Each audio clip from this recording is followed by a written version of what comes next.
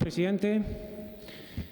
Bueno, nosotros vamos a votar con entusiasmo y convicción este proyecto, con mucho entusiasmo y con mucha convicción lo que aquí está planteado. Entusiasmo porque en realidad finalmente estamos concretando un esfuerzo que se nos venía negando desde hace décadas en el Uruguay, que es poder implementar un nuevo código del proceso penal.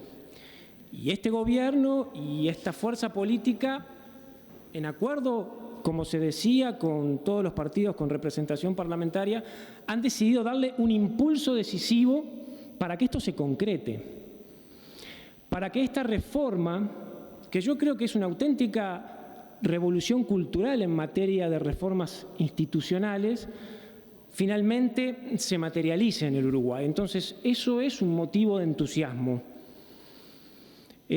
Hace muchos años que se dice que en el país, en nuestro país, uno de los grandes desafíos en materia de política de seguridad es la dificultad que las instituciones encargadas de soportar esas políticas tenían de transformarse y ayornarse. Tenemos estructuras muy viejas, diseñadas para otras realidades. Bueno, en los últimos años creo que vamos en la dirección de esas transformaciones institucionales que no son de un día para el otro, que son muy dificultosas, que requieren tiempo, acumulación y paciencia, y allí hay señales muy claras en materia de reformas doctrinales, orgánicas y funcionales a nivel de la Policía Nacional. Allí hay señales muy claras también en materia de reformas doctrinales, orgánicas y funcionales del sistema penitenciario, y ahora estamos dando un paso decisivo, ni más ni menos que asegurando, poniendo fecha, encuadrando esto dentro de los acuerdos multipartidarios para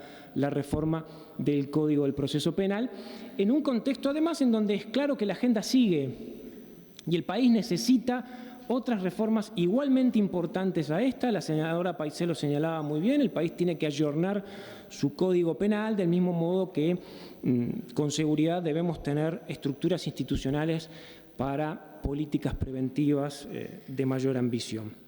Pero ahora estamos con esto y bueno, esto es un motivo de enorme entusiasmo por lo que se abre en un proceso que no va a ser fácil, que está lleno de complejidades, que va a suponer una adaptación y cuya clave son las modificaciones en las culturas organizativas. El Código del Proceso Penal cambia radicalmente el procedimiento institucional con consecuencias y con derivas en términos de la ciudadanía, en términos de opinión pública, para lo cual, más allá de dar el voto favorable, todos deberíamos también asumir un importante nivel de responsabilidad política para garantizar que estos cambios se logren y se profundicen. Vamos a votar este proyecto con convicción porque hay 3 o 4 elementos que fueron señalados aquí que nosotros compartimos también. La convicción de que el Código del Proceso Penal va a alterar definitivamente el abuso que en el Uruguay se ha hecho desde siempre del mecanismo de la prisión preventiva. Esta idea de que oscilamos entre la impunidad absoluta y al mismo tiempo la punición más perversa que nos lleva a tener las tasas de población carcelaria más altas de América Latina, bueno, me parece que es una brecha que comienza a cerrarse, sobre la cual tenemos expectativas muy fundadas. Y en este caso, como señalaba el senador Mieres, con la modificación que se introduce que el mecanismo de la prisión preventiva se haga de acuerdo a mandatos constitucionales tal cual todos los procesalistas señalaron en reiteradas oportunidades. Acá me parece que tenemos un elemento de convicción que va a generar, más allá de todo lo que se ha dicho sobre los cambios en las mecánicas, sobre las garantías, sobre la agilización del proceso, sobre la oportunidad de cambiar y mejorar la calidad de la investigación criminal en el Uruguay bajo la conducción de la Fiscalía y con el asesoramiento y el apoyo de la policía, más allá de todos esos elementos que son indiscutibles y que en la perspectiva comparada en América Latina han demostrado resultados muy importantes. Nosotros creemos que uno de los elementos decisivos es que el país deje de hacer política criminal sobre la base del recurso de la prisión preventiva. El segundo elemento de convicción es que todos los cambios en los procesos penales, lo hemos visto, insisto, en América Latina, buscan un sinceramiento radical. Y nosotros creemos que este instituto que se crea, que es el Instituto de la Suspensión Condicional del Proceso, es un mecanismo de sinceramiento institucional. ¿Por qué? Por una sencilla razón, no todos los sistemas, ningún sistema del mundo logra perseguir penalmente todo. Eso es un principio de realidad, es una evidencia que está marcando el funcionamiento de todos los sistemas, aún aquel que funcione mejor. Es imposible, no hay manera material en ninguna sociedad, tenga bajas tasas de delitos, tenga altas tasas de delitos o tasas intermedias, que un sistema de justicia criminal pueda perseguir todo. Y hoy en día, yo no tengo los datos, pero podría hacerse una investigación al respecto. Hoy existe el sistema de la suspensión condicional del proceso, no como instituto, sino como mecanismo de hecho. Deberíamos ver cuántos casos no solo se archivan, que ahí podría haber también un componente importante, sino cuántos casos se deja vencer los plazos para que el delito se extinga y no hay persecución penal. Los sistemas inquisitivos tienen esos mecanismos bastante secretos, bastante oscuros, bastante poco transparentes, y nosotros lo que pensamos es que este instituto lo que hace es esto, crear un cierto nivel de institucionalidad, sincerar el sistema y, por supuesto, tal cual se desprende del texto, no es un instituto que se vaya a aplicar en cualquier circunstancia y bajo cualquier contexto. Es decir, el fiscal tiene aquí que dar razones muy fundamentadas y muy fundadas y asumir la responsabilidad para decir con claridad que el proceso queda en suspenso. Va a ser un enorme cambio para todos nosotros y bueno, ojalá que esto ayude también a disminuir algunas percepciones negativas que hay con respecto al, no solo percepciones, sino percepciones y prácticas asociadas al funcionamiento del sistema procesal penal. Con respecto al tema de los tiempos, de los límites, que es un tema de discusión y de debate, yo suscribo lo que decía la senadora Paisé. Y después hay que ver que la definición de un tiempo de pena, que obviamente está asociada a la gravedad del hecho, a los bienes que lesiona, lo sabemos, no necesariamente la definición de un tiempo configura una situación fenomenológica delictiva determinada. Puede haber muchas situaciones para un mismo hecho, muchas situaciones para un mismo hecho. Y nosotros lo que pensamos es que justamente esta posibilidad, este margen con la temporalidad que se ha establecido, deja abierta la posibilidad de que con razones fundadas el fiscal pueda iniciar y dar trámite a este recurso, a este instituto, que además está condicionado por toda una serie de acuerdos. Esto es muy importante. Es mucho mejor tener un sistema más transparente, que diga por qué no va a continuar el proceso y al mismo tiempo comprometer esa misma lógica en base a una cantidad de acuerdos que están repartidos allí, dichos con mucha claridad para darle garantía también a la acción del procedimiento penal, a tener mecanismos mucho más oscuros de suspensión de hecho como tiene el sistema hoy. O sea que me parece que ahí tenemos un instituto a fortalecer. Yo creo que la temporalidad no es un obstáculo determinante, y si para algunos lo es, sería bueno también reflexionar en términos de que siempre en estos casos es mejor dar posibilidades antes que restringirlas a priori. Lo otro importantísimo son las formas extraprocesales de resolución de conflictos. Es decir, el país va a tener mecanismos de justicia restaurativa, tal cual se dice a texto expreso. Bajo la lógica de hoy en día, en donde hay solo un criterio punitivista y de privación de libertad, el país va a transitar sobre estos mecanismos que van a ser muy novedosos y que van a suponer desafíos de acostumbramiento institucional y cultural muy grandes.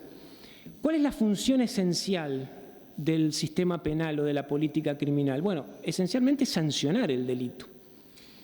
Un sistema de seguridad cumple con distintas funciones: prevenir, investigar, controlar, pero hay una función que es sancionatoria. Y la sanción no necesariamente se procesa por criterios punitivos de privación de libertad. Puede haber otras formas, esto está muy estudiado, hay desarrollo de literatura y de paradigmas que se han aplicado en muchos lados, como el de la restauración, como el de la reparación, que han dado aparte resultados extremadamente positivos. Entonces, las formas sextas de extraprocesales, de resolución de conflictos, lo mismo que todo el mecanismo de los acuerdos reparatorios, me parece que son de los elementos sobre los cuales hay que prestar muchísima atención, hacer un seguimiento institucional muy fuerte para que estos institutos, no queden anclados en dificultades. El país tiene la experiencia allí en su momento de la aprobación de las penas alternativas a la prisión de la libertad, que fue una muy buena medida, pero que no ha podido materializarse en la medida de lo que se quería en función de las debilidades institucionales, de la falta de recursos. Creo que hay que poner mucho el énfasis en esos institutos, en esos mecanismos, para que los efectos acumulados del nuevo proceso puedan verse materializados y, por lo tanto, el proyecto, la iniciativa y la transformación tener la legitimidad que se pretende. Señor presidente, hay una cantidad de desafíos también en esto. Uno piensa en la importancia de hoy de votar esto, en la necesidad, en la urgencia. Uno piensa en los intentos frustrados, en si no somos el último, seremos el penúltimo de los países de la región que se incorpora a estos procesos, a estos nuevos procedimientos penales. Uno puede pensar en la coyuntura, en la importancia de ubicar esto en materia de acuerdos partidarios o multipartidarios, pero también hay que pensarlo en la etapa de la implementación, incluso en la tramitación política que todos le vamos a dar cuando estos procesos avancen, que, como se decía, no van a ser sin dificultades. Y ahí nos gustaría decir dos o tres cosas también, porque hay que blindar este proceso de reforma, no solo aprobando leyes, sino dándole la cobertura política y seguramente no cargándolo a priori de sobreexpectativas. Del mismo modo que luego, en la medida en que empiece a funcionar, sería muy bueno que no lo sepultáramos con críticas injustificadas en función de su lógica de desenvolvimiento. Y ahí quiero señalar dos o tres cosas. Primero, es verdad que no hay una relación directa entre las tasas de criminalidad y las políticas de persecución penal. Aquí se ha dicho, bueno, no tenemos que hacernos muchas ilusiones sobre que esto vaya a modificar la situación de criminalidad. Una cosa es que no nos hagamos ilusiones y otra cosa es que no pensemos que la correcta aplicación puede tener consecuencias sobre la tasa de delito. Si los institutos estos que mencionábamos de la limitación y la restricción de la prisión preventiva funcionan, si efectivamente el sistema se descongestiona, si hay fortaleza y robustez en los mecanismos de mediación extrajudicial, en la implementación de los procedimientos de justicia restaurativa, es decir, si establecemos varios escalones entre la sanción del delito y la privación de la libertad, realmente podemos encontrar resultados positivos en la medida que sabemos que leyes más severas o penas más duras y tasas de población carcelaria más alta son factores criminógenos. Son factores que, lejos de solucionar los problemas, los multiplican. Entonces, me parece que ahí hay un desafío interesante en términos de implementación para ver resultados. Es verdad, no hay una relación directa, pero de la suerte de este proceso puede haber consecuencias que terminan repercutiendo también favorablemente sobre algunas modalidades de delito, no sobre todas. Yo creo que el sistema procesal penal, así como toda la política penitenciaria y toda la política criminal, tiene un enorme desafío de cómo abordar el problema de la delincuencia habitual, el problema de la reincidencia o el problema de la multirreincidencia. No es el tema de ahora, pero lo dejo planteado también porque el nuevo proceso va a tener que asumir esta realidad. Lo otro importante dos puntos más importantes. Es decir, América Latina está llena de experiencias como para que nosotros podamos hacer un monitoreo de lo que allí se logró y allí no se logró. Creo que la perspectiva comparada no solo tiene que estar asociada a los procedimientos normativos o a las cuestiones más técnico-jurídicas en cuanto a la implementación de esto, sino también en cuanto a cómo se implementó, a los procesos y a la importancia que los distintos sistemas políticos han jugado en la suerte de estos procesos en la región. Seguramente nos encontremos con situaciones muy variadas. Y yo aquí lo que quiero señalar es que en una cultura política como la uruguaya, incluso ahora en donde hay sobre la mesa acuerdos multipartidarios, creo que tenemos un activo y un capital político que en algún momento deberíamos hacer valer. En algún momento deberíamos hacer valer, no solo ahora para aprobar estos proyectos, que ya es mucho, sino luego en los procesos de implementación. En estas circunstancias de los debates sobre la seguridad, donde predominan las lógicas de la criminalidad mediática o demandas exacerbadas en términos de punición y de castigo, muchas de estas dinámicas luego pueden ser obstáculos a los procesos de implementación. Entonces, aprendamos de las experiencias comparadas y esto mismo que se celebraba, que nosotros lo celebramos también porque es un distintivo en materia de cultura política, garanticemos luego en términos de sostenibilidad en una apuesta tan de fondo como esta. Por último, hay una cuestión que ya no depende del legislador, pero que obviamente va a depender más de la implementación y del rol de la Fiscalía en todo esto, es que va a ser muy importante que el país tenga, a partir de este nuevo Código del Proceso Penal, una política clara de persecución criminal.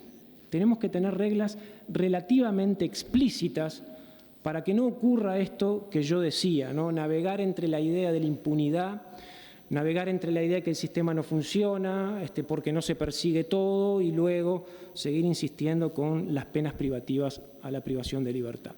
Los nuevos procedimientos dan esa posibilidad y es muy importante, insisto con esto, una política muy clara, con criterios institucionales claros en materia de lo que se va a perseguir penalmente en función de un criterio de decisiones que son eminentemente políticas.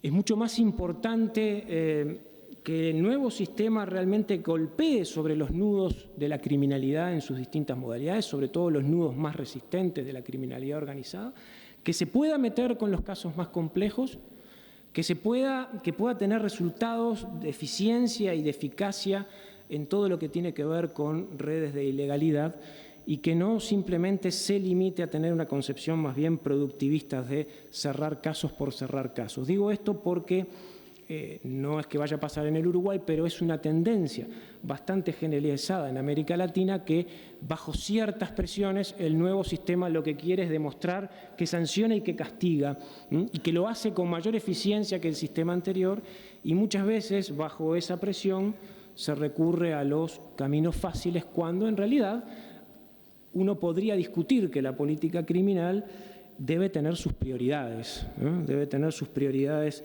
estratégicas y me parece, a partir de toda la línea programática del desarrollo de la Fiscalía en el Uruguay, nuestro país va muy bien encaminado en ese sentido. En definitiva, señor presidente, con entusiasmo, con enorme entusiasmo de poder estar aprobando esto, ponerle fecha a una auténtica transformación institucional de fondo en una de las instituciones de una política de seguridad ciudadana en el país, bajo la convicción de que estamos creando institutos que van a poder mejorar todo el proceso con consecuencias múltiples, todas ellas atendibles, y al mismo tiempo adelantándonos a posibles escenarios futuros que tienen que ver con contextos de implementación y sostenibilidad, haciendo estas advertencias y volcando algunas de nuestras preocupaciones, que son resorte y responsabilidad política también, es que vamos a acompañar en su totalidad este proyecto. Muchas gracias. Muy bien. Gracias, senador. Para continuar tiene la palabra el senador Javier García. Adelante.